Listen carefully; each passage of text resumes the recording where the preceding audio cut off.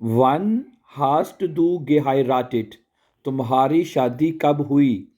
One hast दू geheiratet, तुम्हारी शादी कब हुई? अगला बंदा जवाब देगा, ich habe letztes Jahr im Dezember geheiratet, मैंने पिछले साल दिसंबर में मैंने शादी की, या पिछले साल दिसंबर में मेरी शादी हुई। ich habe letztes Jahr im Dezember geheiratet, मैंने पिछले साल दिसंबर में शादी की।